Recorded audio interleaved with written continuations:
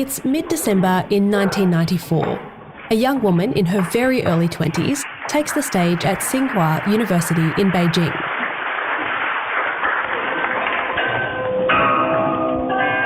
She's performing a solo on an ancient Chinese stringed instrument called a guqin. When her rendition comes to an end, she stands, quickly bows and exits stage right. Zhu Ling is an accomplished member of the university's orchestra, as well as a nationally successful competitive swimmer and one of the top students in her chemistry degree. But by the Lunar New Year on January 31, Zhu Ling's once bright future will be in tatters.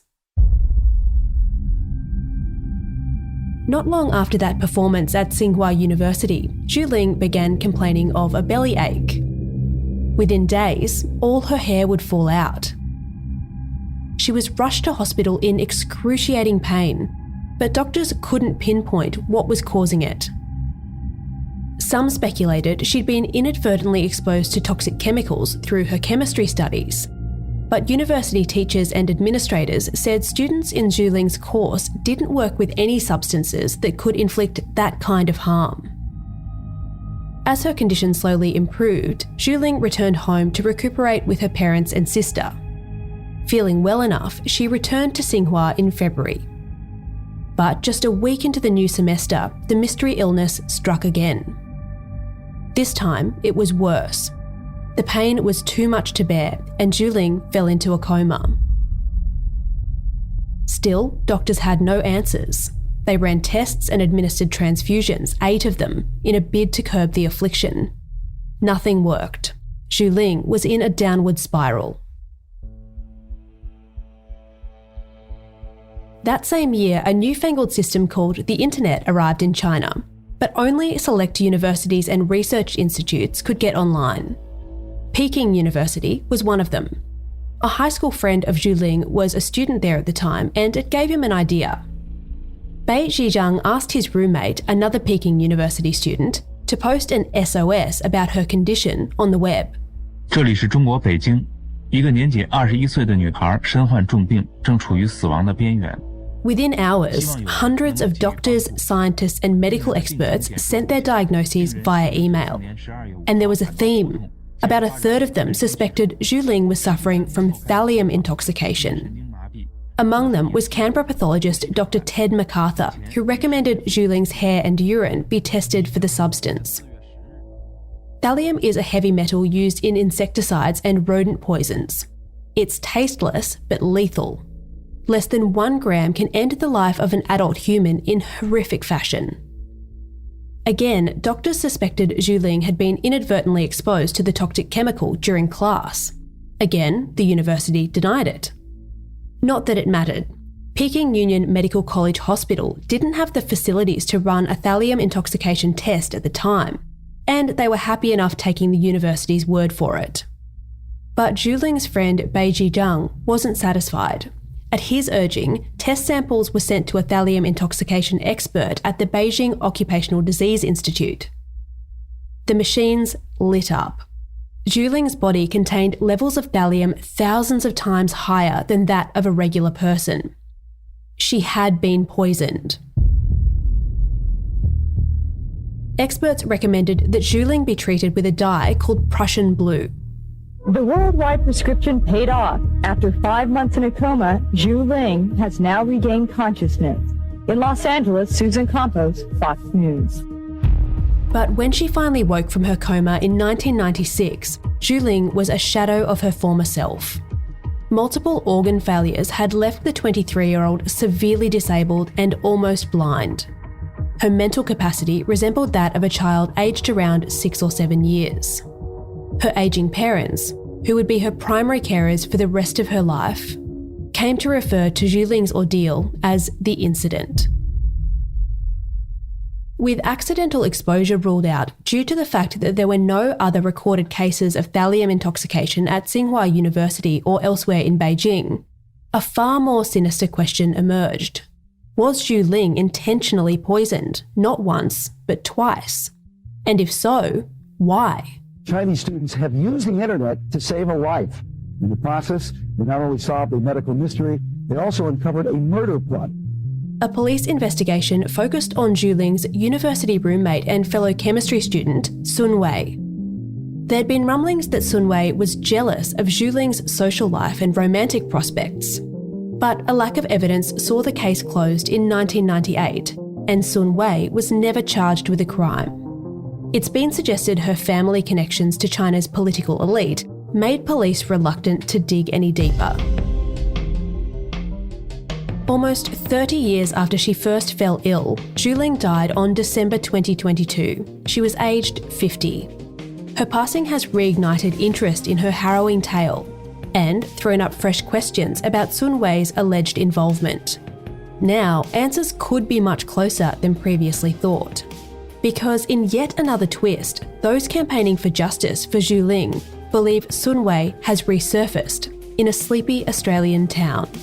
That's after the break.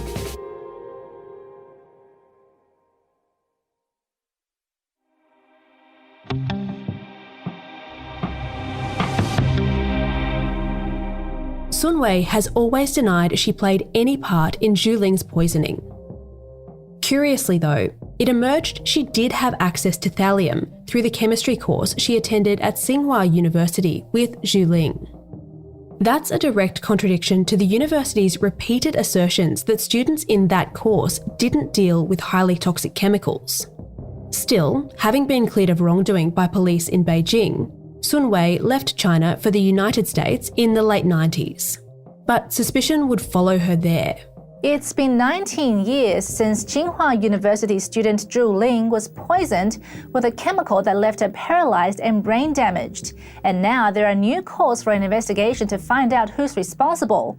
But the leader Chinese citizens are appealing to is far away from the mainland. US officials said they could understand the concerns of the more than 150,000 people who'd signed that petition, but the White House declined to act on their demands. In any case, the activists got what they wanted. In time, Sun Wei would leave America too. These days, some members of Australia's Chinese community believe she goes by Jasmine. The first evidence of Jasmine's presence in Australia goes back to about 2014 when she purchased 3 properties in Quakers Hill in New South Wales. And she sold those properties in 2021 and picked up a $1.5 million profit. Liam Mendes is a reporter with The Australian. And now she's settled down with her family in the picturesque Nelson Bay, where she and her husband Ringo they still own multiple properties, including a holiday rental. Liam recently travelled to the region. Jasmine and her husband Ringo moved to Port Stephens in 2017 and they've made it their home. They're very well liked in the community, but the accusations against Jasmine from back in China up until now were a very well-kept secret. I spoke to her friends and other members of the community who know her, and many were shocked to hear what she was accused of. However, the story of what has happened since we started asking questions has really spread quite quickly within the community. The high-profile nature of Zhu Ling's case means it was only a matter of time before Jasmine Sun's whereabouts became common knowledge among those who followed it. So this is a massive cold case in China, and it erupted again when Ling passed away in December. There are literally millions of people closely watching this story on Chinese and Western social media. And there's this army of people online targeting individuals who have personal and business dealings with Jasmine, urging them not to associate with her, with the aim of putting pressure on Jasmine to return to China and face further questioning and potentially prosecution. As far as Jasmine's concerned, that won't be happening anytime soon. So I had a 15-minute conversation with Ringo. He's made it clear that Jasmine doesn't want to speak. He doesn't want to speak either. And they really want privacy and to move on with their life. A group of Chinese Australian activists have now launched a petition of their own, demanding that Jasmine Sun's visa status be investigated and calling on Australian immigration authorities to deport her. But that may not be enough for Chinese authorities to reinvestigate.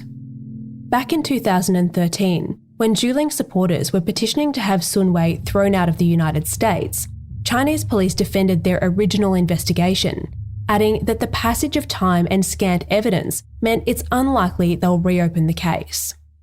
Still, Zhu Ling's parents, now aged in their 80s, hold some hope justice will be done.